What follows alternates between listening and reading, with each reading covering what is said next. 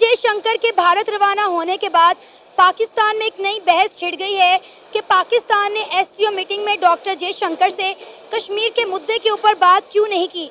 क्या पाकिस्तान ने कश्मीर का सौदा कर दिया है? क्या पाकिस्तान ने कश्मीर इंडिया को बेच दिया है? अगर हम इंडिया और पाकिस्तान के ताल्लुकात की बात करें तो दोनों मुल्कों के ताल्लुकात इतने ठंडे, इतने सर्द पड़े हुए हैं कि 10 सालों में पहली बार इंडिया ने, डॉक्टर जयशंकर ने पाकिस्तान के हक़ में ट्वीट की है, जिसमें उन्होंने पाकिस्तान की हॉस्पिटैलिटी का शुक्रिया अदा किया, पाकिस्तान के सियासतदानों का शुक्रिया अदा किया। लेकिन पाकिस्तान में अब नई बहस छिड़ गई है कि इसहाक डार और डॉक्टर जयशंकर के दरमियान खाने की टेबल पे कानों में क्या बातें हो रही थी। इन लोगों ने तो आज कश्मीर बेच दिया। ये कुछ दिनों में पाकिस्तान ये पाकिस्तान भी बेच रहा है। किसको बेचा है? इंडिया को। क्या सबूत है? सबूत क्या है? 4 आए थे, वो बात किया ही नहीं है। मुद्दा ही नहीं था ना, एससीओ का मुद्दा ही नहीं था कश्मीर। तो मुर्दा वो कश्मीर बोलते हैं ना, हमें पाकिस्तान चाहिए ना हमें इंडिया चाहिए। उसको अपने हाल में छोड़ो। फिर वो इंडिया के साथ खुश है? नहीं खुश है। वो अगर खुश है, हम इंडिया को भी कब्जा करेंगे। हम मुसलमान हैं, इंडिया पे भी कब्जा, इंडिया पे भी कब्जा करेंगे। काले पटकी वाले आप। पाकिस्तान सेल होने वाला है।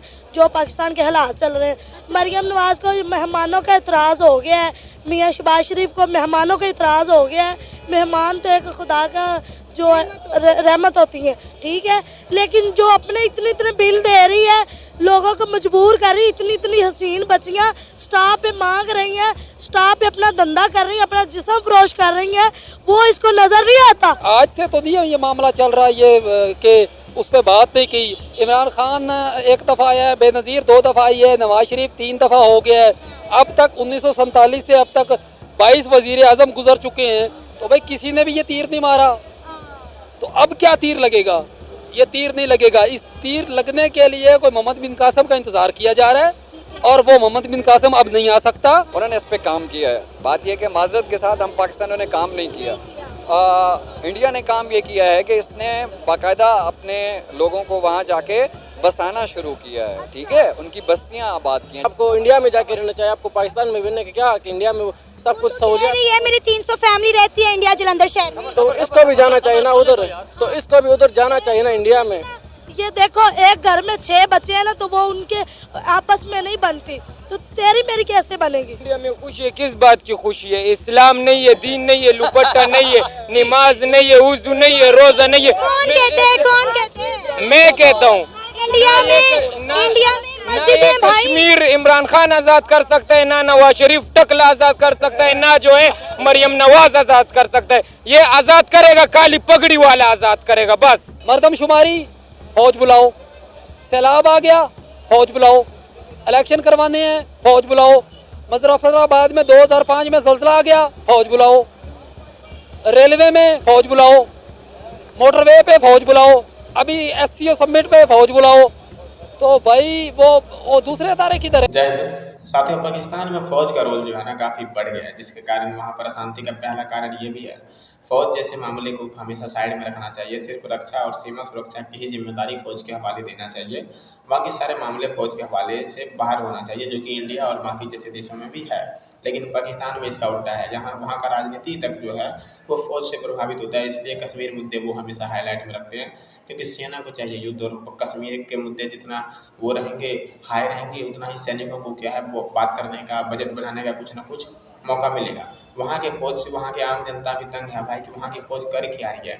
हर मामले में फौज को ये बुला रही है, बाढ़ आए तो फौज जाओ, यहाँ पर कोई मीटिंग करवानी है तो फौज जाओ, हर जगह ये इलेक्शन करवानी है तो भी फौज जाओ। यानी कि फौजों से जो लोग हैं वहाँ के वो भी काफ़ी तंग आ गए। और इसीलिए कह रहे हैं कि जब जयशंकर प्रसाद ये सब वहाँ पाकिस्तान में गए तो क्यों उनके जो नेता हैं क्यों कश्मीर के बारे में कुछ बातचीत नहीं कर पाए?